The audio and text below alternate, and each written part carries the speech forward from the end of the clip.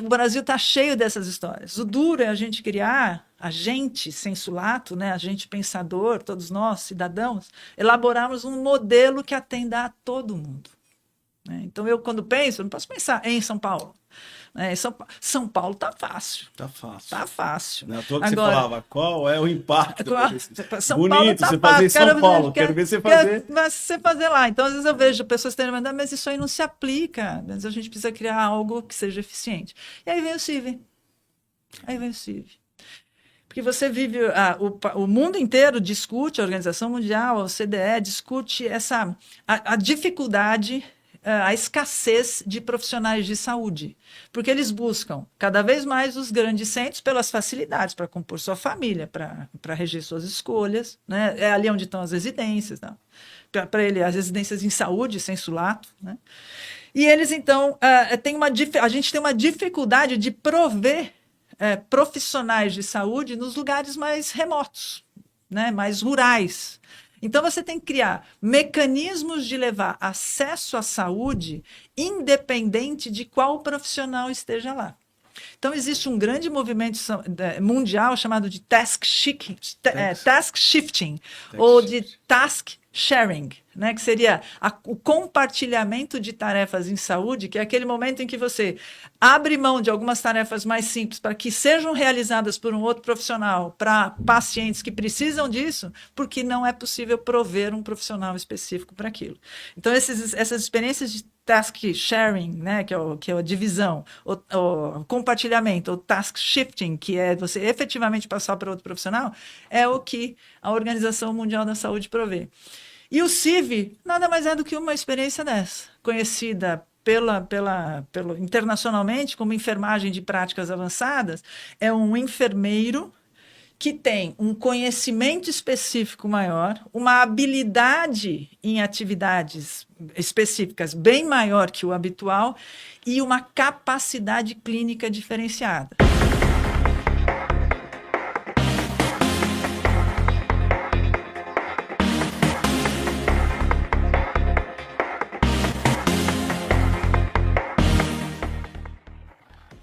Olá, sou Valtecir Lopes, consultor técnico da revista Emergência, e o Emergência Entrevista de hoje traz nada mais, nada menos que a Marisa Malvestio, uma grande professora, uma grande enfermeira, que vai colaborar com a gente hoje no nosso podcast. Marisa, seja bem-vinda. Obrigado, amigo. Muito bom te encontrar aqui, muito bom.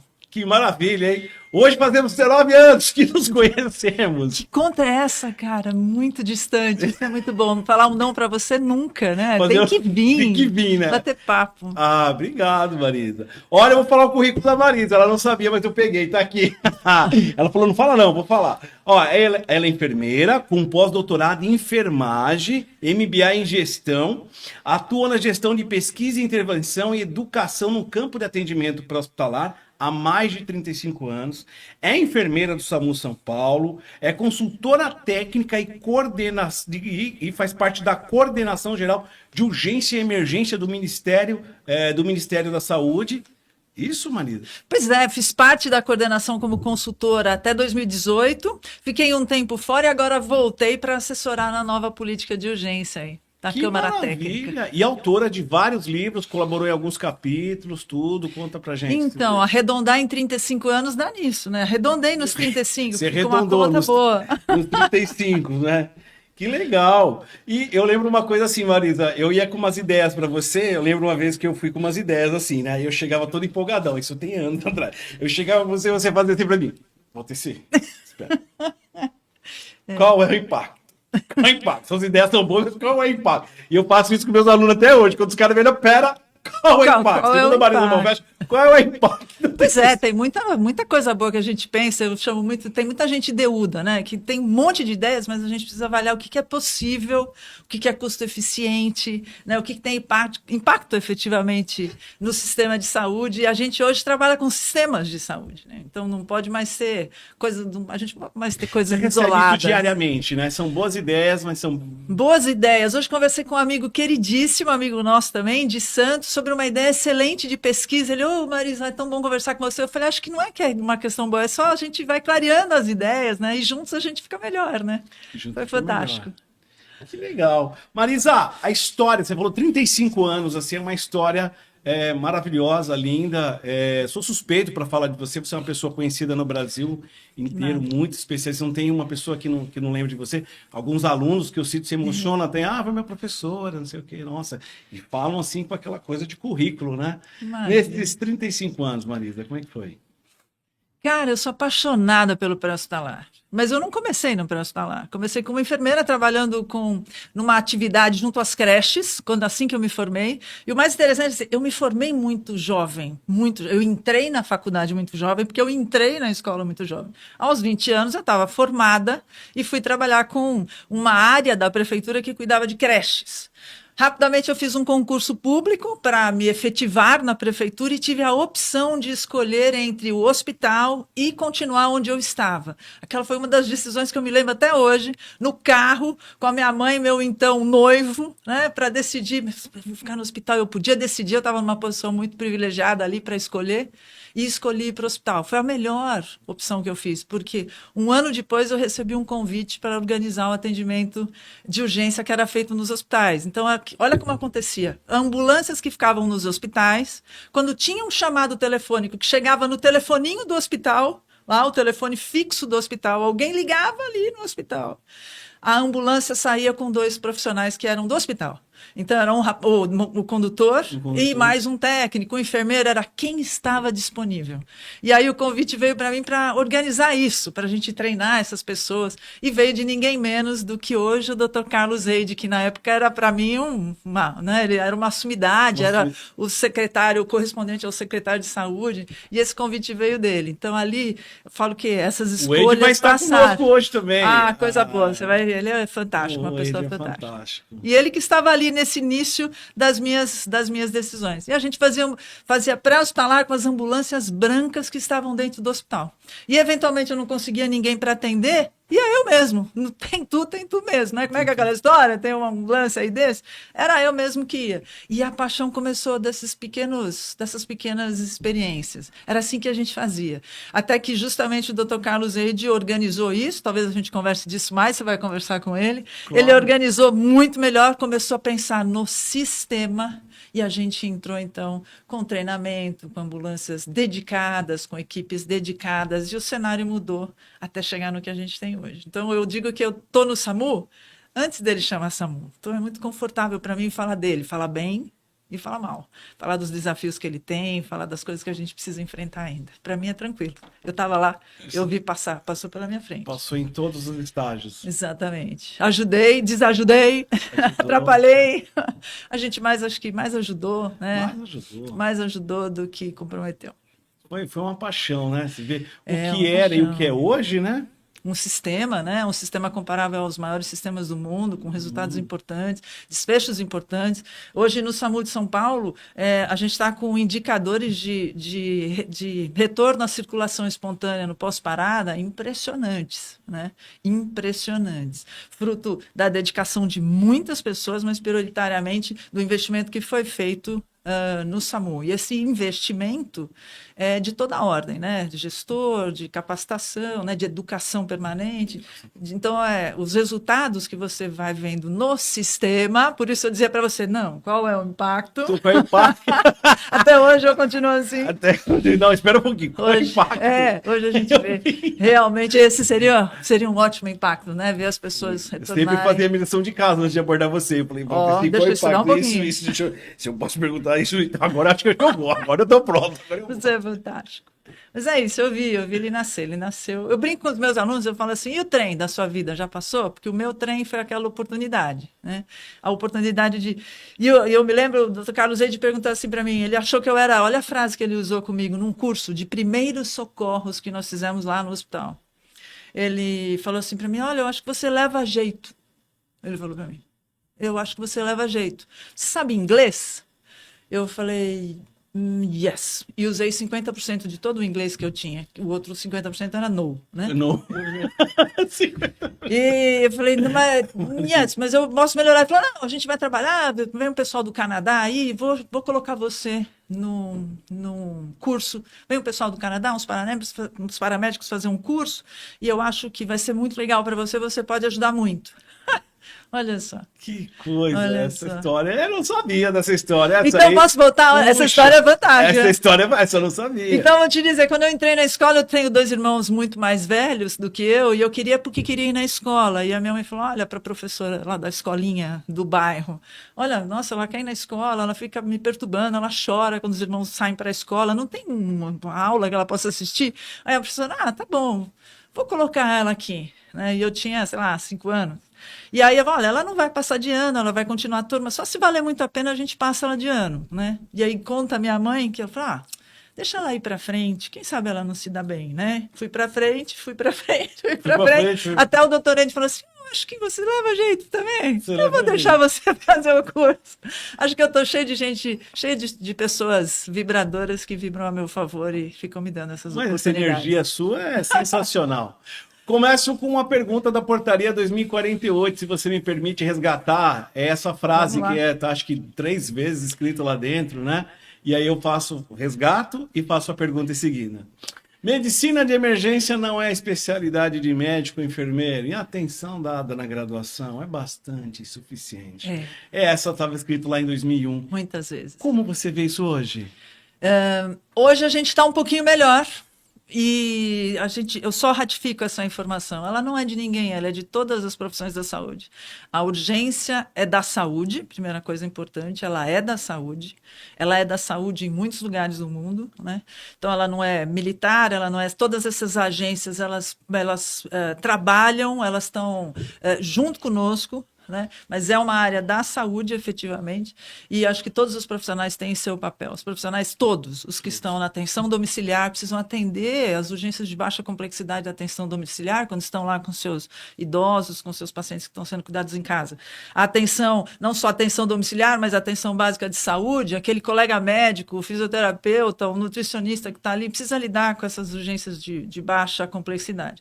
E, obviamente, aquelas coisas que acontecem na rua, eu brinco na rua, na chuva, na fazenda ou numa casinha de sapeta, tudo bem, quem nem diz a música. Okay. Então, onde for que a gente tenha um sistema bem organizado. Então, acho que a Portaria 2048, ela nos trouxe até aqui. Ela nos trouxe até aqui com esse sistema incrível, só que ela ficou 20 anos sem a gente mexer nela. E ela precisa de ajustes. Nós não precisamos de uma portaria 10.000, a gente precisa de uma 2049, né? Uma portaria que se ajuste a 20 anos de desenvolvimento, de tecnologia nova, de conhecimento em saúde, né? Então ela precisa de ajustes. E muita coisa andou, muita coisa bacana tem para a gente introduzir nela e ajustar. Né? Que legal. Tenho rodado alguns locais, alguns rincões e conhecendo outros SAMUs. Você acaba conhecendo, né? Conversando, essa curiosidade de entendê-los, né? E nada mais, nada menos do que você você fez esse vertical, né? Porque você foi na área de pesquisa, você foi tanto na área de pesquisa, e uma frase sua na pesquisa assim, a Marisa falava assim, ó. Ela falou assim, quem não consome pesquisa não faz pesquisa. Quem não lê, né, pesquisa, quem não consome efetivamente, né, faz leitura crítica de pesquisa, não consegue fazer a sua, porque a sua crítica fica muito reduzida, né, a sua capacidade de compreensão fica rasa. Estou dizendo que eu sou profunda, nem que outros são rasos, só estou dizendo que você, ao consumir, tua capacidade fica muito melhor. Então, o seu olhar fica diferente, né?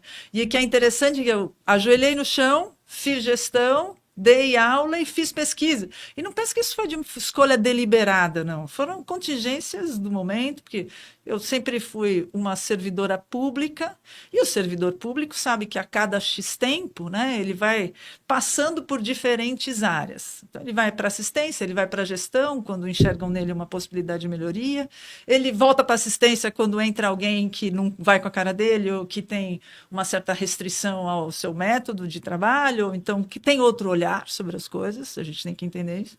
Então você fica circulando, né?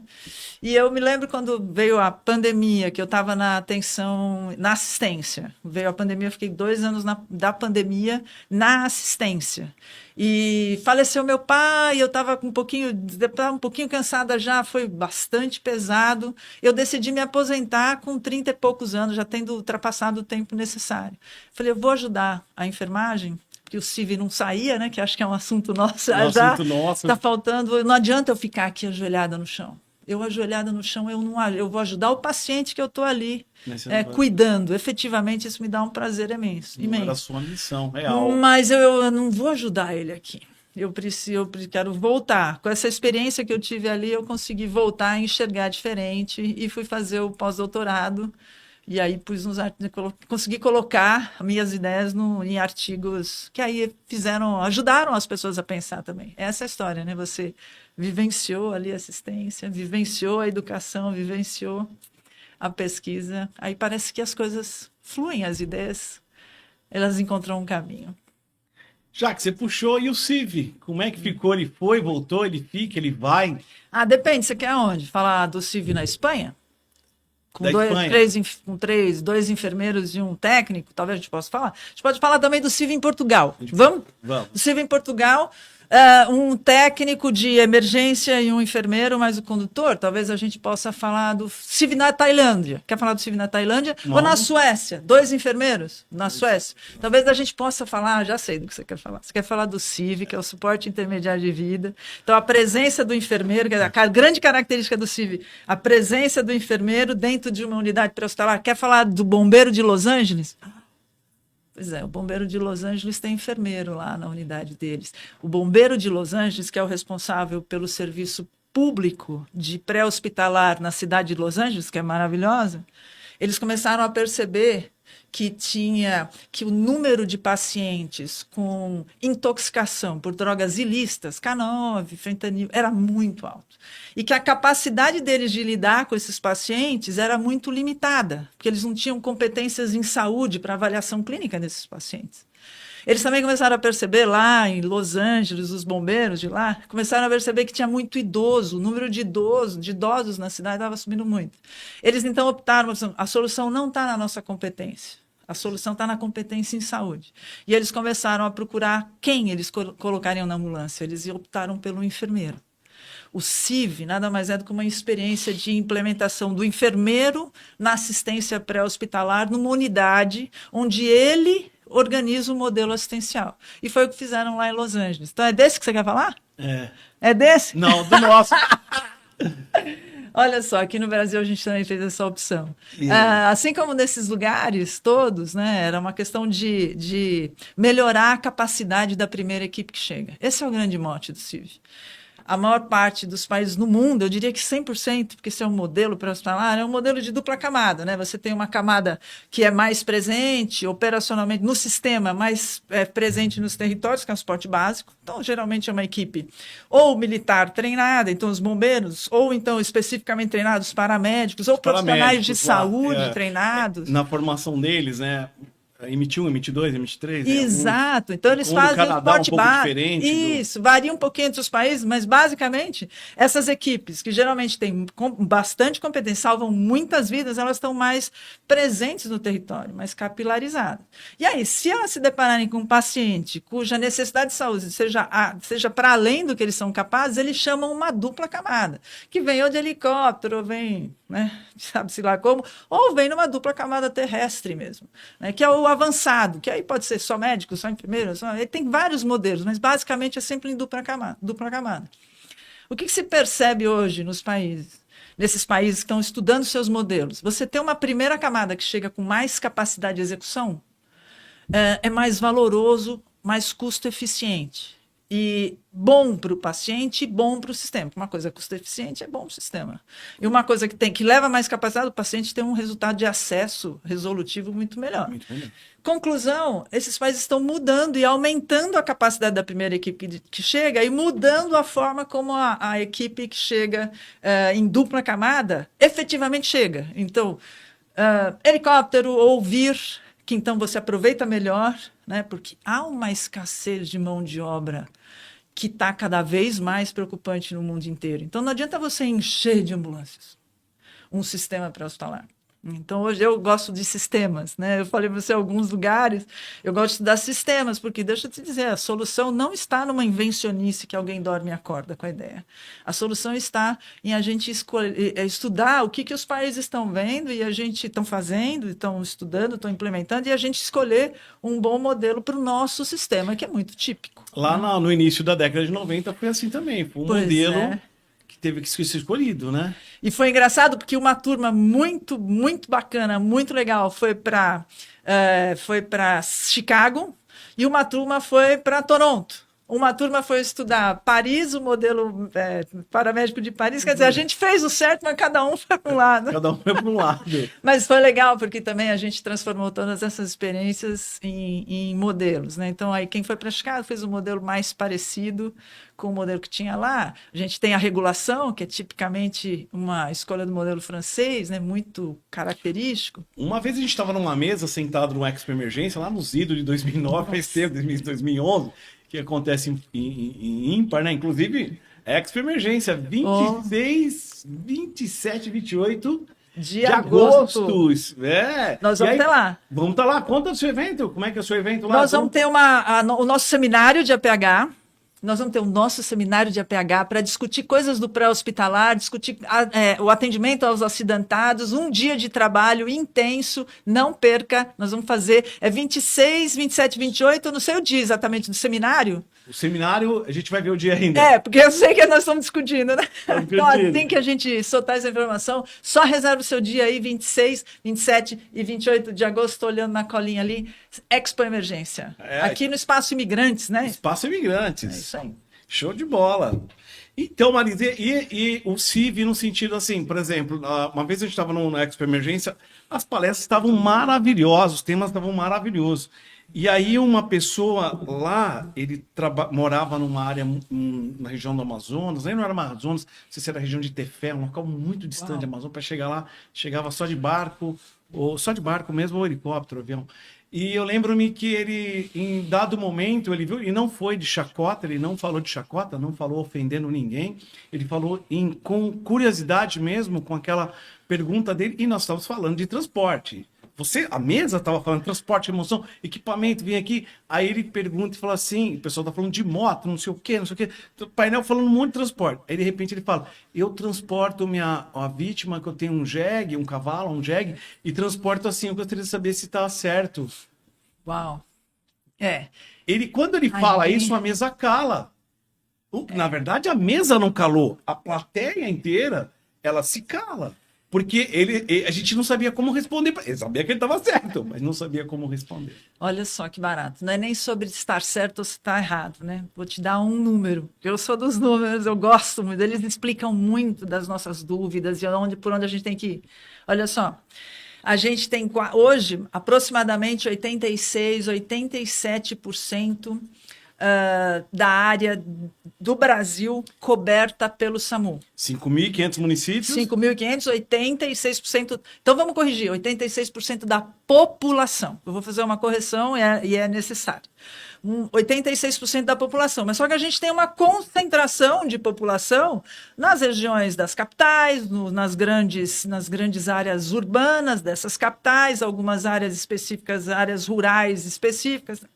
Mas a gente tem aproximadamente 35% de cobertura populacional cuja ambulância do SAMU não está na sua cidade, está na cidade do lado. Vizinho. Então, não é que a sua cidade é coberta, você está numa área regionalmente coberta, mas ali na sua cidade não está. Só que a próxima cidade está a 50 quilômetros. E você tem pouco mais de 20% de área descoberta. Conclusão, meu amigo. A gente precisa chegar a muitos lugares. E agora está cada vez mais difícil chegar a esses lugares, porque são lugares cada vez mais distantes, extremos, rurais e remotos. Então fica difícil você levar um serviço custo-eficiente para esses lugares. né? Então você vai ouvir muita história. Tem um colega que eu acompanho também, ele vai de barco no Amazonas, vai de barco, ele depois anda às vezes 1 quilômetro e meio com a sua prancha e o paciente para trazer até o barco, até o ribeirinho onde ele está. Então, o Brasil está cheio dessas histórias. O duro é a gente criar, a gente sensu lato, né, a gente pensador, todos nós, cidadãos, elaborarmos um modelo que atenda a todo mundo. Então, eu, quando penso, não posso pensar em São Paulo. São Paulo está fácil. Tá fácil. Está fácil. Não é à toa que você falava, qual é o impacto? São Bonito, Paulo tá você fazer em São Paulo. Quero ver você fazer. Mas você fazer lá. Então, às vezes eu vejo pessoas terem mandado, mas isso aí não se aplica. Mas a gente precisa criar algo que seja eficiente. E aí vem o CIV. Porque você vive, o mundo inteiro discute, a Organização Mundial, a OCDE, discute a dificuldade, a escassez de profissionais de saúde, porque eles buscam cada vez mais os grandes centros pelas facilidades para compor sua família, para reger suas escolhas, né? É ali onde estão as residências, né?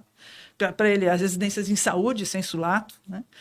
E eles, então, a gente tem uma dificuldade de prover profissionais de saúde nos lugares mais remotos, né? Mais rurais. Então, você tem que criar mecanismos de levar acesso à saúde independente de qual profissional esteja lá. Então, existe um grande movimento mundial chamado de task shifting ou de task sharing, né, que seria o compartilhamento de tarefas em saúde, que é aquele momento em que você abre mão de algumas tarefas mais simples para que sejam realizadas por um outro profissional para pacientes que precisam disso, porque não é possível prover um profissional específico para aquilo. Então, essas experiências de task sharing, né, que é a divisão, o compartilhamento, o task shifting, que é você efetivamente passar para outro profissional, é o que a Organização Mundial da Saúde provê. E o CIV nada mais é do que uma experiência dessa, conhecida internacionalmente como enfermagem de práticas avançadas. É um enfermeiro que tem um conhecimento específico maior, uma habilidade em atividades específicas bem maior que o habitual e uma capacidade clínica diferenciada. Então, esse cara ele é capaz de tomar decisões clínicas a partir de habilidade e executar procedimentos por conta de suas habilidades específicas maior do que um outro grupo.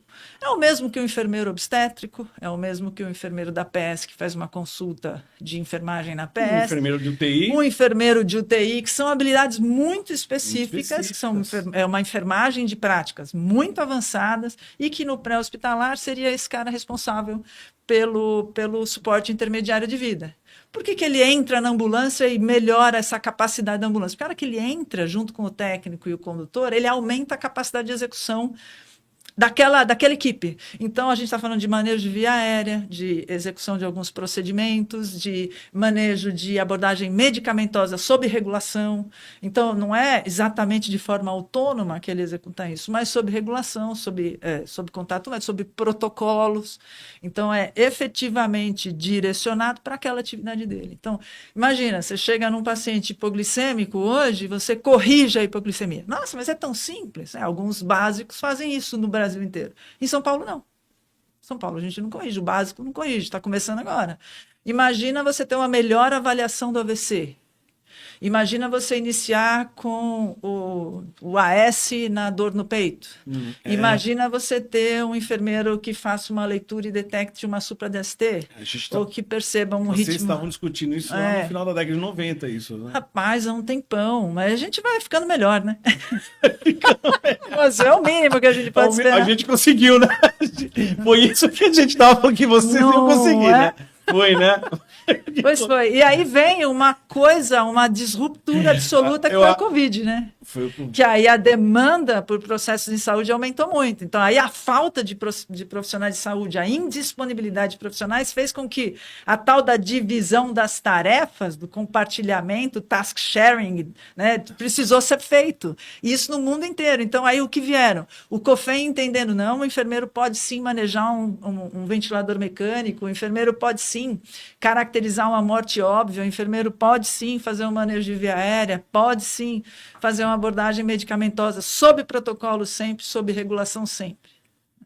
Então, veja que precisou vir uma disruptura importante em todo, né, no mundo para a gente entender que a gente precisava compartilhar melhor as tarefas, porque você ter um mando e desmando só de um indivíduo é muito pesado para ele e muito pesado para o sistema de saúde. Para os dois, né? Pros dois. Me corrija. Recentemente, as resoluções do COFEN sobre o CIV foram suspensas. Não Como é? está? Decisão judicial se cumpre. Né? Foi isso que nós todos fizemos. Então, houve uma definição de suspensão temporária, em primeira instância, da resolução 688, que reconhecia o enfermeiro ajoelhadinho no chão, como ele já está lá desde 2004, aqui em São Paulo, desde 2004. Olha só, a 2048 é de 2002. 2002. Em 2004, a gente já tinha uma equipe com enfermeiros só. Né, para a gente ver como que os sistemas foram se adaptando. Né?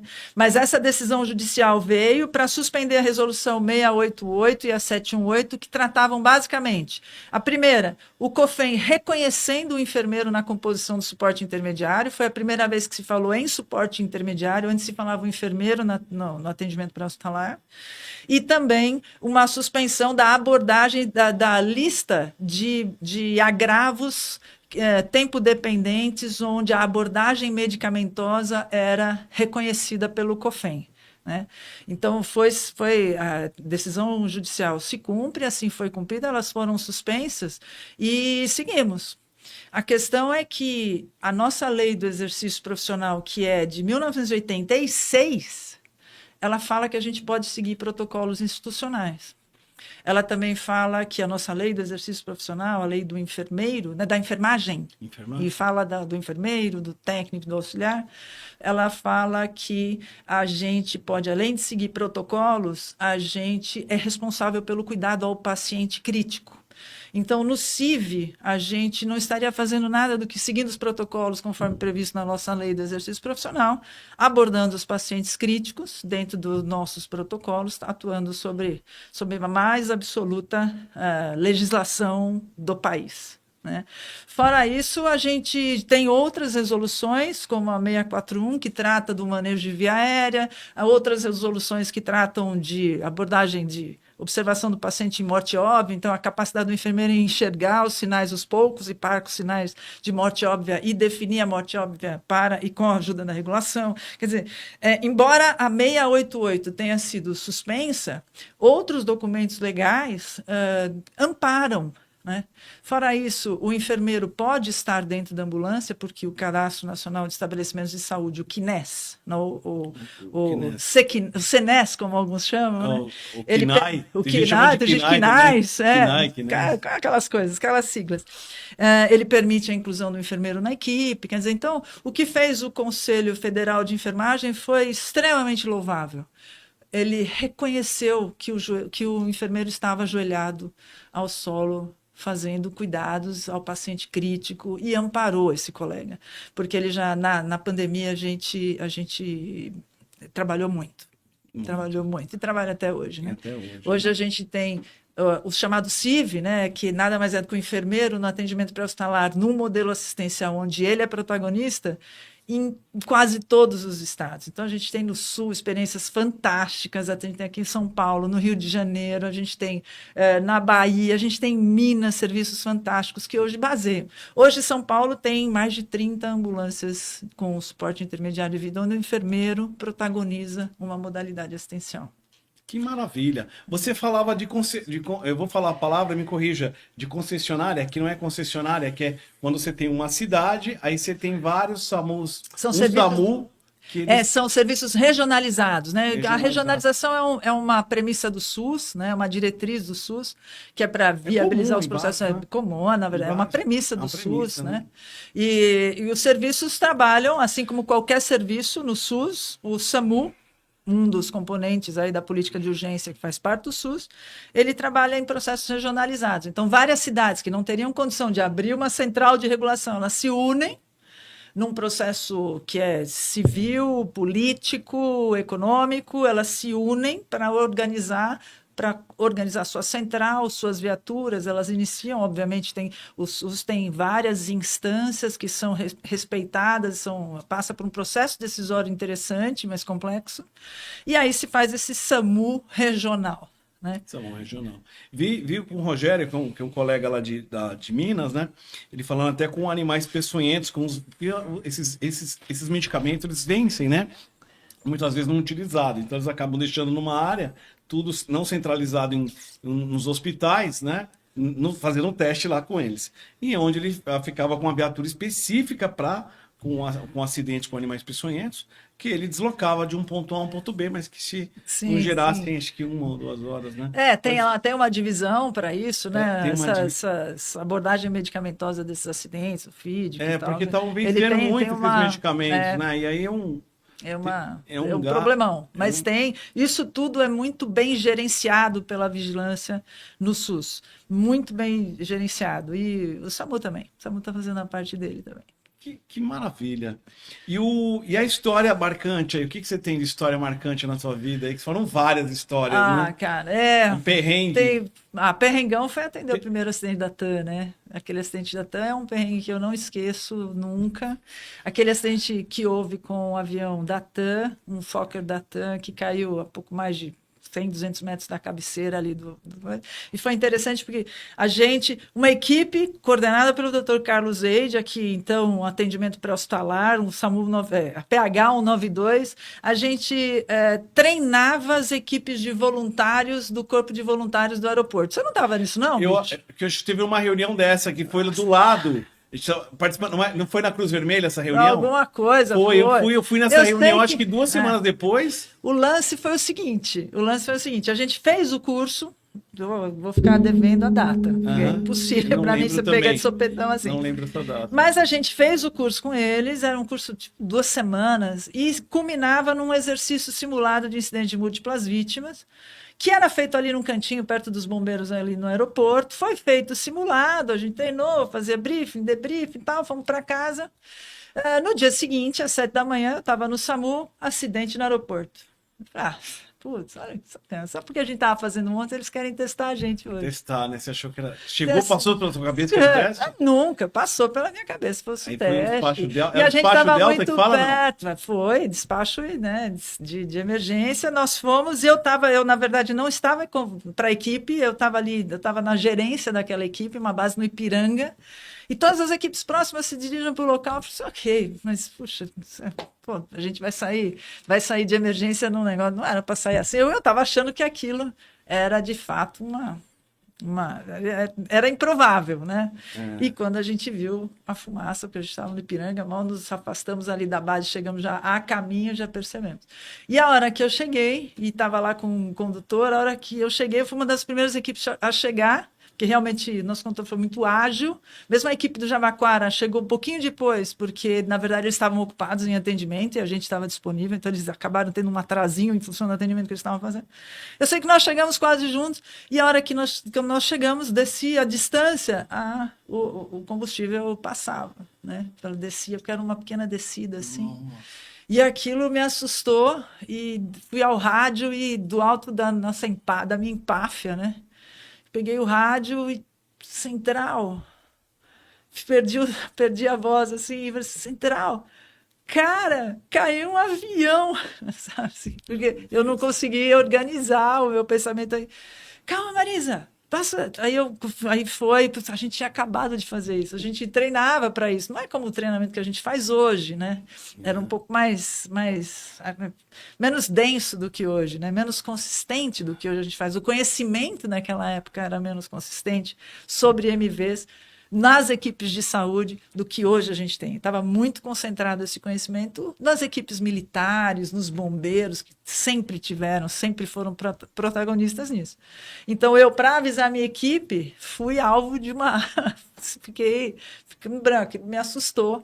E precisou ouvir um bombeiro, se afasta. Aí eu mesmo me afastei e aí a gente conseguiu se organizar. Organizamos dentro do possível. Aí foram chegando todas as equipes e você imediatamente reorganiza seu raciocínio. Hoje a gente é muito diferente. palavrinha mágica é consistente, né? Hoje a gente é muito mais consistente, tem muito mais conhecimento. Não faria diferente, nem talvez não tivesse a mesma chance de salvar tantas vidas, porque ali teve um, né? Mas hoje a gente faz melhor, bem melhor. Bem melhor. Não, bem melhor. Bem melhor. Marisa, eu lembro uma coisa que me chamou uma reflexão, não é nem a parte técnica, eu vou tentar falar, mas é da parte técnica, mas não é a parte técnica, mas me lembra uma reflexão do que a gente não está vendo, né? Eu fiquei pensando, me veio agora um insight na cabeça da Coma de Glasgow, a escala de Coma de Glasgow, que era, né, o melhor 4 pontos pela melhor resposta ocular, 5 pela melhor resposta verbal e 6. Isso tudo bem, é tranquilo. Mas a pergunta é, como que a gente levou 40, 50 anos, 30, 40 anos para identificar que tinha que descontar a pupila e ninguém tinha visto isso, que estava no meio do nariz? Mas isso Ninguém sempre fala, tá debaixo do nariz.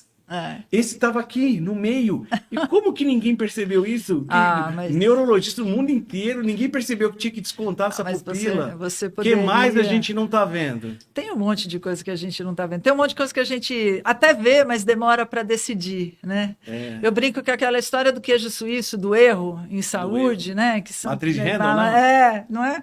Aquilo acontece também com o tempo das coisas, né? Então é preciso tempo técnico, tempo político, tempo do conhecimento, tempo do dinheiro, né? O tempo de todas as forças estarem reunidas. E na saúde, isso é ciência. Você vai juntando um pedacinho com um pedacinho. Hoje não se faz nada se não for em situação de um nível de evidência altíssimo. Cara, hoje por dia saem 6 mil artigos num dia.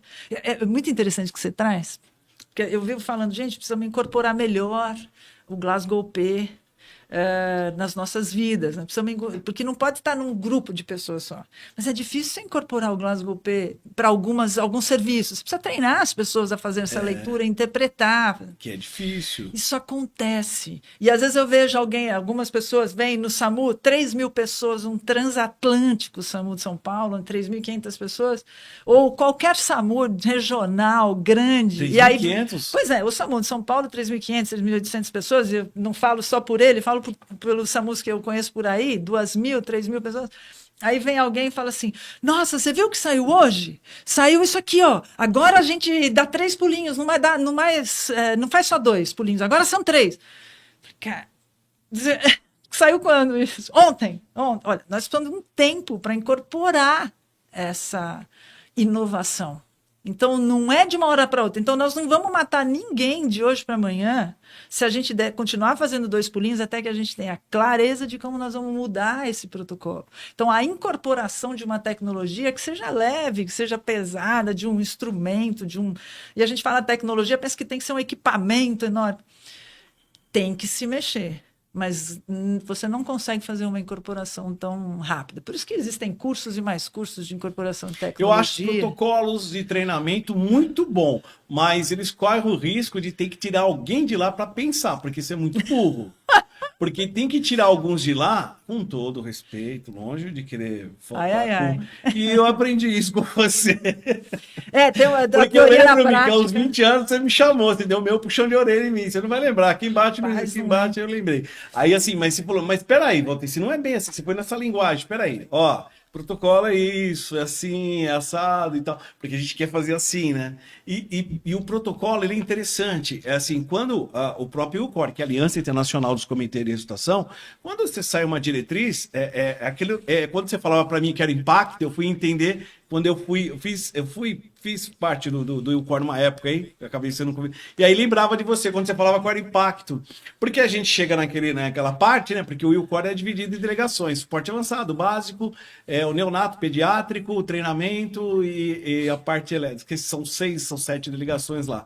E lembro-me que tinha uma situação em que, quando sai um protocolo, qual o impacto? Porque eu tenho que agradar gregos e troianos. Eu participei de uma etapa que era de revalidação de cursos. Aí eu participei de uma que era com uma planilha de Delfos, que você não é reconhecido. Aí você tem que numerar a planilha, só que ninguém sabe que está avaliando. Toda vez que falava que o curso tinha que ser a cada 3, 6 meses, eu colocava 5, concordo plenamente. Mas fiquei imaginando, se marido, não sei o que pensasse, ia matar não, você ia cortar meu pescoço. Aí o que eu achei? Que ia mudar, né? Entre aspas, né? Aí vai baixar, não continuou 2 anos, né? Qual é o impacto disso para o planeta? Então a gente fica pensando assim, qual é o impacto? E uma outra coisa, quando eu falo treinar milhões de pessoas, não posso complicar. Não. tem que ser uma linguagem simples e fácil. Isso. Só que Segredinho. só que eu tenho que ter algumas pessoas que pensem um pouquinho fora disso. Alguém tem que estar pensando Porque fora da caixa. senão isso aí vai demorar a atualizar isso aqui. Se Exato. todo mundo pensar que essa sequencinha aqui, ó, Alguém tem que estar olhando de fora. alguém tem que estar Na olhando de próxima fora mudança. para a próxima mudança melhorar isso aqui. Isso é prático. Só que a gente tem que ter mais pessoas assim. Precisa. Só que é muito difícil você treinar um cara desse. Às vezes leva 15, 20 anos para formar um cara desse. Você deixar um cara, né, maduro. Que ele consegue ver isso e consegue ver aquilo. Isso não vai dar. Isso é Senão ele fica inaplicável. Tá ótimo, nota 10 para ele, nota 10. Só 10 é o máximo. Só posso dar 10 para ele. Eu tô falando que é nota 10 para ele. Mas eu preciso ter um que consiga ver aquilo do lado de fora. E olha que interessante. Lembro-me que você falava isso pra mim lá, e eu peguei, peguei, Olha você falava só. e falava assim, eu falava, Tô não, mas vendo. ela falou um negócio, mas espera aí, não foi assim que eu aprendi, espera aí. Mas essas reflexões me ajudam muito, tem quase 20 anos. É o consumir de pesquisa, né? É o consumir pesquisa, é olhar o que os outros estão fazendo. Às vezes eu vejo o pessoal discutindo o pelo no ovo, eu abstraio, falo assim, não, alguém já discutiu isso aqui, não é possível que nós vamos ficar discutindo o pelo nesse ovo. Vou lá, nessa coisa de reunião online, assim, olha, desculpa, mas ó, parece que o Japão está fazendo isso, não sei quem está fazendo isso, não sei quem está, vamos restringir isso, vamos olhar melhor, vou pôr essas experiências aqui, vamos ler. E é engraçado. Aí eu vou te dar um exemplo, você estava falando, me lembrei. É muito engraçado, você encontra os colegas profissionais dos serviços por aí, aí um olha para você e fala assim, você já tem compressor automático de RCP no seu serviço? Não, ainda não. Não? É muito interessante. Aí a gente já tem. Você já tem algum tipo de agulha intraóssea, de sistema intraósseo no seu serviço? Às vezes você escuta, não, eu já tenho. É muito interessante isso, porque eu tenho, você não. Né? Mas ninguém pensa na usabilidade, né? Ninguém pensa na custo-eficiência dos serviços, né? Ninguém pensa. Quanto é difícil um serviço que tem 140 ambulâncias, você colocar. Não adianta, não dá para comprar um negócio que custa 1 milhão e colocar numa, porque isso não é custo-eficiente. Né? Então, eu tenho um hospital assim, o que vale mais a pena? Onde que eu vou investir? Eu preciso. Isso tudo está ali no pensamento da incorporação da tecnologia. Já... Até a gente escreveu isso na revista está falando sobre incorporação de tecnologia no hospital. Show. Na nossa última unidade, né? Não a próxima é outro assunto já. Que legal. Na minha coluninha. A Marisa tem uma coluna na revista Emergência. Pois né? é. E além disso, é nossa colunista também, a consultora técnica da revista Emergência, e tem uma coluna aí que todo. É muito legal. Né? Cada 2, 3 meses você faz um pra gente lá. Escolha um tema para conversar. Eu gosto de temas que são do nosso dia a dia.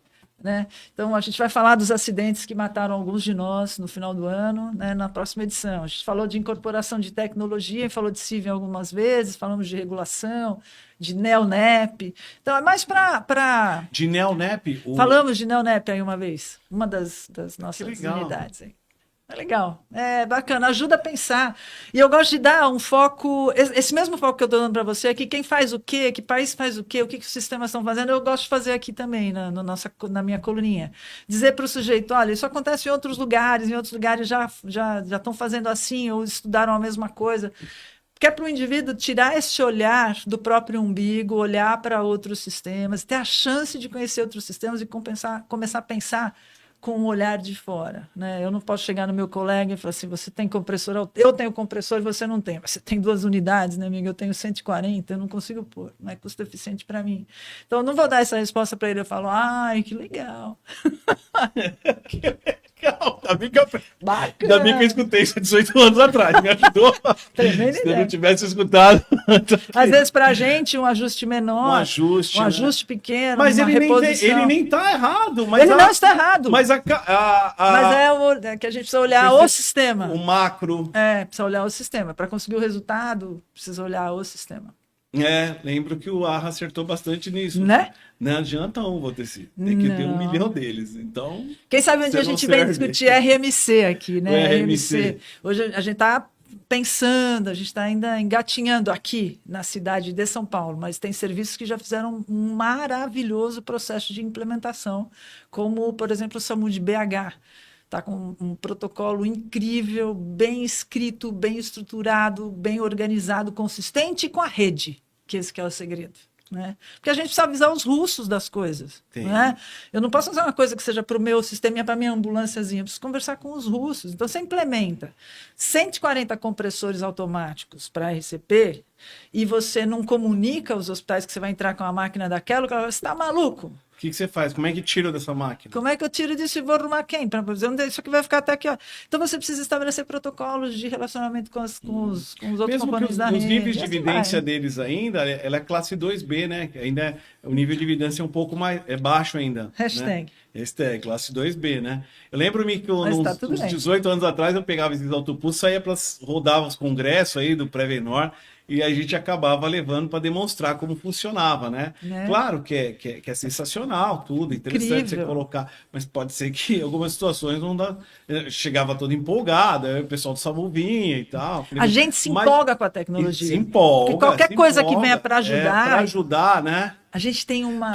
Toda e qualquer tecnologia que vem para ajudar deve ser estudada. Só que as evidências científicas têm que precisam contar. Precisam contar para ver se isso vai dar certo. Agora, ou não. bicho, olha só, coisa mais... que é uma coisa que eu acho que estuda um pouco. Que paixão é essa que move os profissionais do pré-hospitalar? É uma coisa... As pessoas são apaixonadas. Eu me pergunto, porque eu também não sei como isso acontece comigo, porque eu saí do SAMU com 34 anos e voltei um ano depois para ajudar a treinar 1.800 pessoas e voltei por paixão. Assim. Então, que explicação tem essa? E essa é a minha história, mas tem um monte de outras histórias maravilhosas. Que você Quanta conhece, gente que tinha os que estar socorristas aqui. que você conhece, os seus colaboradores, vários, todos praticamente. Com histórias 1 milhão de vezes melhores do que a gente está conversando aqui. Histórias de vida também, de construção, né, pessoal, que tinham que estar aqui hoje, mas hoje fui eu, você resolveu me convidar, vai ter que aguentar. Mas tem pessoas maravilhosas que podiam estar aqui contando histórias, mas o que elas têm em comum é essa paixão pelo próximo. Acho que essa sensação do ajudar o próximo ela é muito, muito mobilizadora. E é isso que faz as pessoas serem apaixonadas. São apaixonadas. Uma mistura ali de adrenalina. E a gente defende, né? Defende. Não, a gente defende. Alguns defendem a ponto de fisicamente. E aí alguns se aproveitam disso. O sistema às vezes se aproveita disso. Todos os lugares. Porque a mão de obra boa também. Boa e barata, né? Isso tinha que ser reconhecido de forma menos honorífica. De fato. Eu concordo com você. Marisa. A gente concordou em alguma coisa, hein? Ao final. Não, a gente sempre concordou. Não quer você falar, eu ficava pensando. Tem que fazer as reflexões minhas aí. Que nada. Marisa, deixa eu perguntar para você. O que te inspira? Quem te inspirou?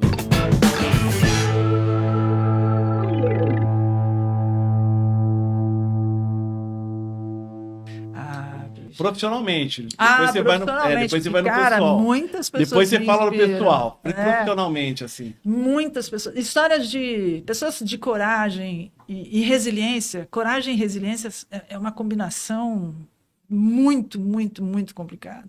Né? Porque você ser resiliente para aguentar a fase boa, a fase ruim, para ter coragem de buscar a coisa boa, é uma força. A coragem e a resiliência são muito sinérgicas. Então, pessoas que têm esse mesmo perfil me encantam. No perfil pessoal, né, o familiar, em vários âmbitos, até na história, no cinema, né, grandes personagens da literatura. Então, assim, eu poderia te enumerar pessoas que eu assisto e falo assim, uau, isso é coragem, né? Isso é resiliência em histórias do cinema, né? Mas acho que no campo profissional, se a gente tivesse que resumir a uma pessoa, tem uma pessoa que, às vezes, ela comenta, ela mostra o caminho para mim. Eu gosto de conversar com ela. 2 pessoas em especial no ambiente profissional. Uma pessoa é a minha orientadora, a professora Regina Márcia Cardoso de Souza. A doçura e a dureza dela foram muito impactantes para mim. Ela me mostrou caminhos, eu era uma pessoa que não sabia escrever uma frase, ela construía a frase comigo. Hoje eu faço isso com os meus alunos, faço isso quando eu escrevo. E é interessante, eu escrevo uma frase para um artigo e depois falo assim, nossa, a Regina jamais deixaria eu escrever isso. Eu falo para mim mesmo, se a Regina está aqui, me mata. Então, ela é inspiradora. A forma como ela me moldou é muito inspiradora. A Marisa ali, pesquisadora, vai dentro do que eu posso me chamar de pesquisadora. Do ponto de vista profissional do SAMU, acho que o Dr. Carlos Eide, ele foi ele me mostrou os caminhos. Foi ele que estava dirigindo o trem quando o trem passou na minha frente. Ele falou, vem, você vai gostar, você leva jeito. Eu nunca me esqueço, você leva jeito. Né? E eu estava um pouco decepcionada com a enfermagem, era uma enfermagem um pouquinho reticente, muito submissa, eu sou meio contestadora, aquilo estava me incomodando, me causando um certo desconforto. E aí me descobri no próximo hospitalar. Mas eu poderia enumerar um monte de momentos em que... E mesmo quando a gente conversa sobre coisas que ele até, por exemplo, pode ser até contrário a mim, ele ainda assim fala, mas pensa de tal forma, né? Às vezes eu não sei, não sei se eu vou fazer isso. Calma, quer tomar um café? Então, isso você passou para frente, né? Inspirador. Deu até umas bordadas. Agora, vou te dizer, para tudo isso caminhar, eu tenho uma pessoa atrás de mim que está sempre lá. Chama Carlos. Quando eu não estou, ele está. Tivemos o prazer de conhecê-lo nos encontros, verdade. né? Senão não dá, né? Você precisa ter um lugar para voltar, uma pessoa para voltar. E ele está sempre lá. Ele agora tem uma especial, né? Cara, eu tenho um filho, marmanjo, casado, que é o Renan. Ele é um empresário, fisioterapeuta da saúde. E eu tenho uma neta. E ela ela me reconectou com as coisas da vida, assim, do mundo. Eu estava muito focada no meu trabalho, ela me reconecta. Reconecta, né? É uma força avassaladora. Uma força avassaladora. Não interessa quem eu sou para ela. Eu sou só a vovó Mar. E aí, ela não sabe que eu fiz, o que supostamente eu possa ter criado, não interessa.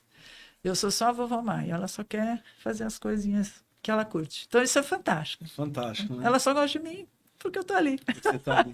É muito legal.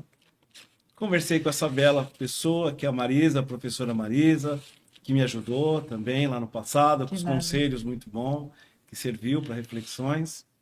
E o Emergência Entrevista fica aqui. Obrigado, Marisa. Quer dar um tchau para nós? Obrigada, cara. Foi muito legal estar aqui. Eu nunca participei de um evento assim. Acho que eu tentei conversar com você, fiquei meio sem graça, mas acho que foi muito legal. Muito bom estar aqui com você.